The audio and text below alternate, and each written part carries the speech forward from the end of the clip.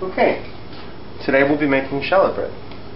This is a list of the ingredients. We have 4 pounds of bread flour, 2.5 ounces of yeast, 3 ounces of vanilla sugar, 2 tablespoons of salt, tablespoon of vanilla, 1 quart of cold milk, 6 whole eggs, 6 yolks, and the reserved whites from the yolks.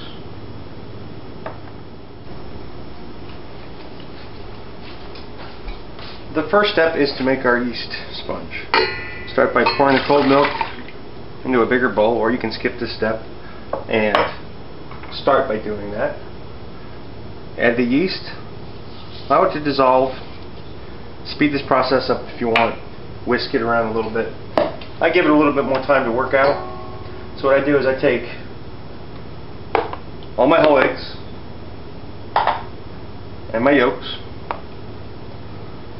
put them together because they're going to have to be whisked up before you add them into this mixture.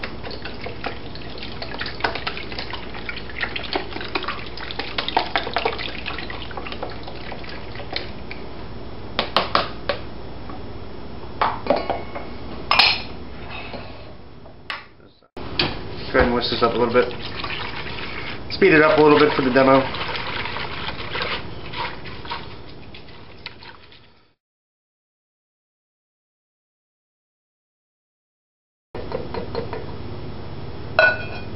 Okay, I go ahead and I add the vanilla right into the egg yolk mixture. Now, I generally let this set until it's sponge. You can still see that there's granules of yeast in there. Those all need to dissolve before we go to the next step. So I'm going to pause, take a short break, do some cleaning. Okay, we're back. Now it's time to add our egg mixture into our milk. Get a good bit of that out of there. Our sugar, our salt, and I did forget there's a cup of olive oil in this recipe. I let this together, whisk. Now, this is a big recipe, so I'm actually going to do all of this by hand.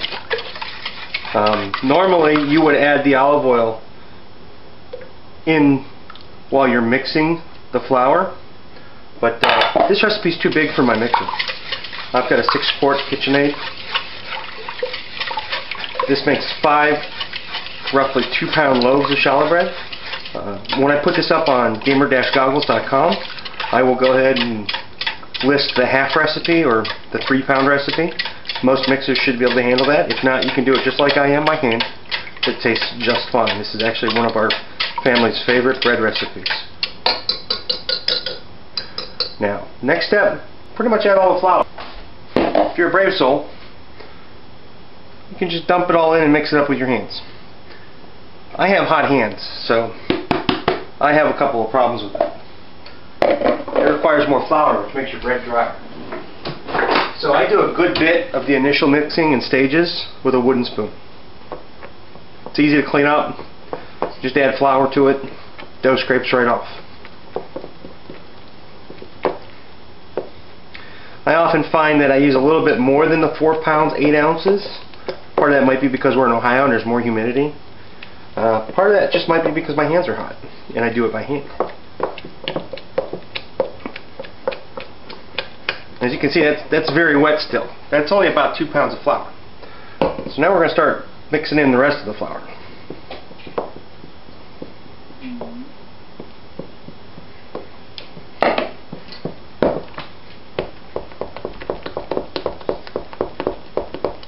Now this is where it starts to get a little bit tougher. You start using your muscles a little bit, breaking a sweat maybe, if you're not used to this.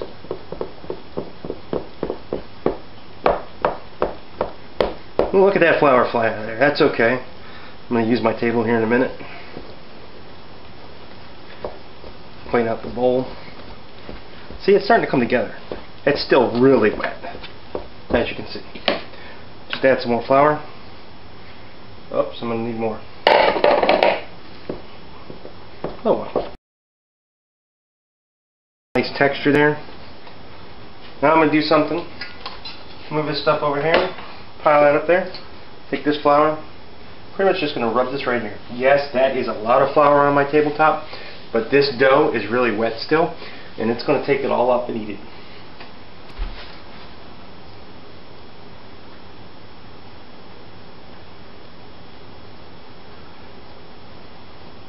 Take some of that flour from the table. Clean this spoon off. Just like that. Clean out the inside of your bowl the same way in a minute. Look at that.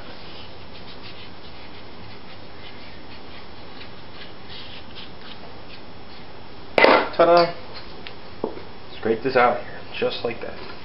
All that flour in there. Just go like this. Scrub down the inside of your bowl. It'll be almost clean when you're done. Look at that. Put that right on top.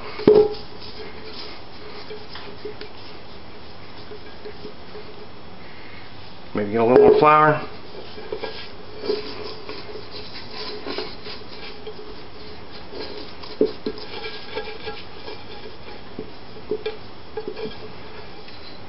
That's pretty good. Clean enough for me to work with later. I went ahead and grabbed some more flour so I can do this. Like I said before, I have hot hands, so I need to use a little bit more flour because for whatever reason that makes the dough stick to your hands more. Maybe Alton Brown can chime in and give us the science behind that someday.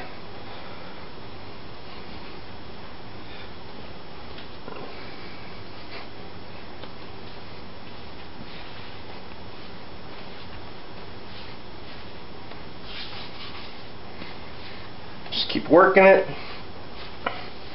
You'll pretty much, after you do this a few times, you just kind of get a hang of when you need to add your flour. The flour does, my understanding, from some of the cooking classes I've taken and some of the shows I've watched on TV, the flour sucks up the moisture in the dough. It pulls it out. Salt helps do this because salt pulls liquid from what it's in. So the 2 tablespoons of salt might seem like a lot of salt, but that's 2 tablespoons of salt in 5 2-pound loaves of bread. Not really that much. This dough is actually almost to a point where we can let it make its first rise. The rise on this bread, this is a 3-rise bread actually. It'll rise. The first rise usually takes about an hour. Second rise usually around 45 minutes. Now that's all temperature controlled, humidity controlled. I mean, it's really going to vary in your own home kitchen. Like my kitchen's pretty much the same all year round. I'm fortunate with that. I am in Ohio, so there's more humidity at certain times of the year, and I have to adjust for that, but that's where you just learn. When you do it enough times, it just comes in handy. And I mean, the reason why we do it is, well, one, we like the taste of our bread better than what we can buy here locally. We don't have a lot of gourmet bread shops. We're not New York City and Canton, Ohio. It's just, you don't find a lot of high quality stuff unless you're at a restaurant. So we make our own bread. And this is one of our favorite recipes. My kids love this recipe. Plus, we're not the richest people in the world. Plus, well, I enjoy it. And like I said, we're not the richest. This recipe probably costs, let's see, $1.20 for the eggs, a tablespoon of vanilla, real vanilla, probably 20 cents tops. So you have $1.40. 4 pounds of flour, that's $6. Now, what else was there? Salt. I don't even know how, off the top of my head, I couldn't tell you how much that costs. Notice I'm putting the flour on the table though. I'm not putting the flour on top of the bread anymore. That's because it pretty much stopped sticking to my hands. I could just take a rub. And this is about done. My one teacher from Western Reserve School of Cooking always said, you want to get the bread to about where it feels like a baby's butt. This dough is about there, just a little bit more. Another good way to tell is when you shape it,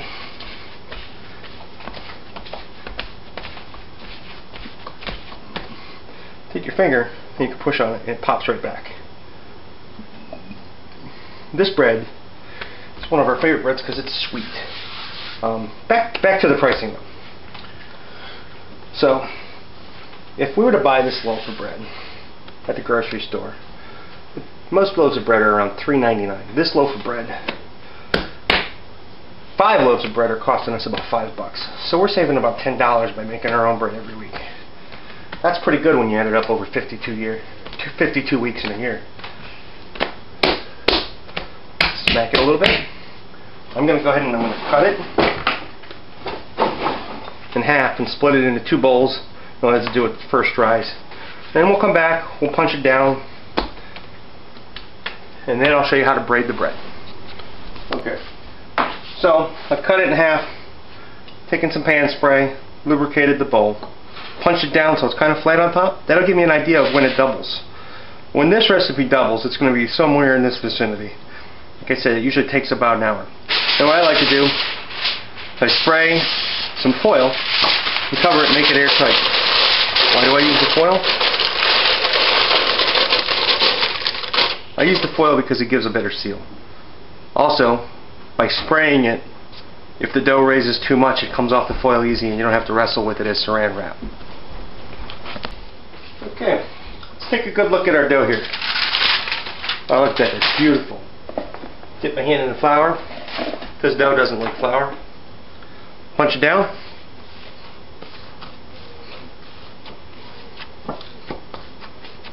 Now, one good thing about challah bread is it rises quickly. Cover it again. Half an hour, 45 minutes.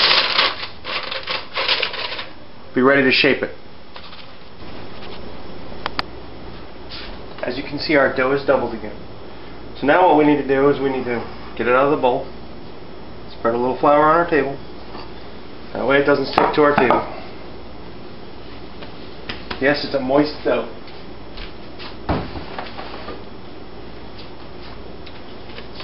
Then we need to weigh it into 6 8-ounce pieces.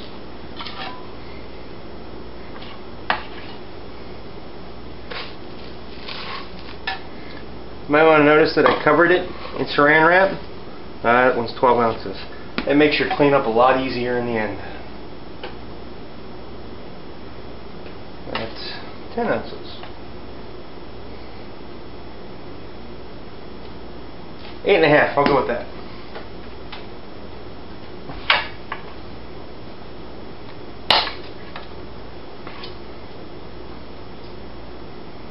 $7.2.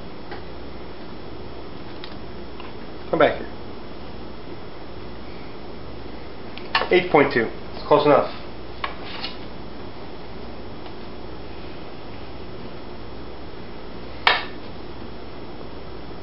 Scales off. 6.8. 7.7. 8 something. 8.1. I'll go with that. That'll be the first loaf of bread right there. That should be about 8 ounces. It's only 6 ounces. Wow, 8 ounces. Right on the nose. 7.5. 7.9. It's like a game. See how many pieces it takes to make 8 ounces. Get back here. 8 ounces. So what am I going to do with the other dough? Well, I'm only showing you how to make 2 loaves of bread. 8.2, that's good enough. Okay. Done with the scale for now, so I'm going to move it over here out of the way. Now I'm going to teach you how to braid. This is the fun part. A little bit of flour, this, scrape it up, slide it off to the side because you're going to need a little bit more from time to time. That's really about all the flour you need. You go like this, punch it down. Yeah, I actually have too much flour. See that? Trick to braiding is you're blind. Don't look at the bread while you braid. That's the trick. Because generally when you braid on a table like this, you want it to be evenly shaped. So when you push down, if you're looking at it, you tend to push down harder with your dominant hand. Notice I got rid of a whole bunch of flour and this one's rolling out a lot nicer.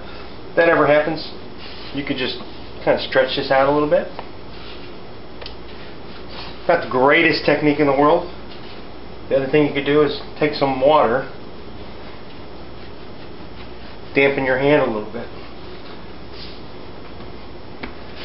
and then run it down the piece of string that you made with your dough. Now you want these pieces to be roughly the same size. I tend to put the longer one in the middle. Those three pieces are about the same size. Pinch the end. Doesn't matter which end you start on. Then take either of two ends, flip it over the one in the middle. Pull the middle out. Take the next one out. And it's just a matter of rotating your pattern.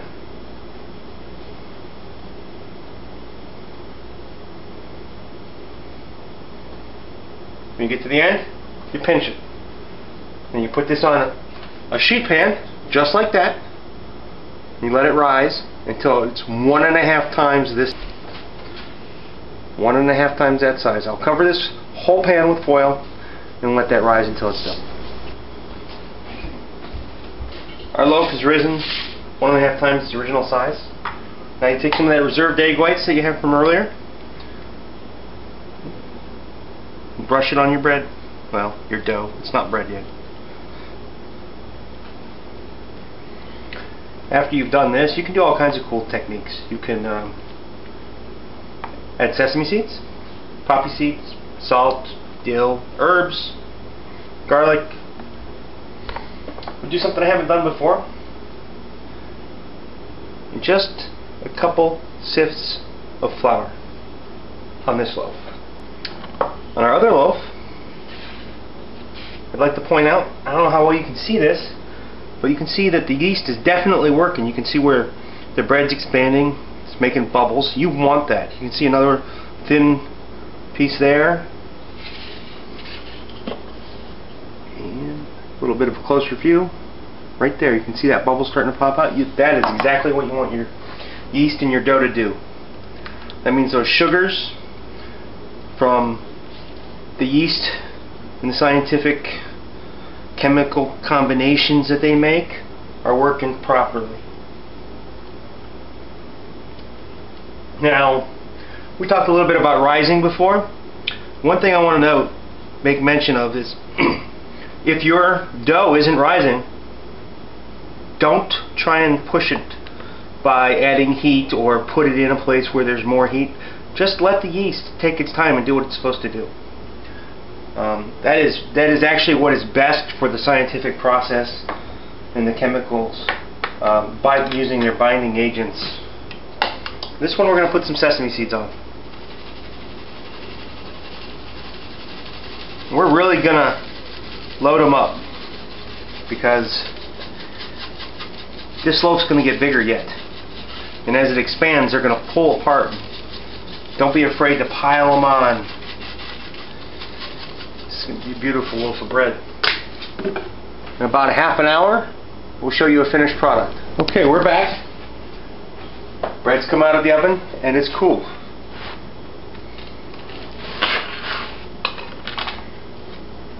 Look at that beautiful texture.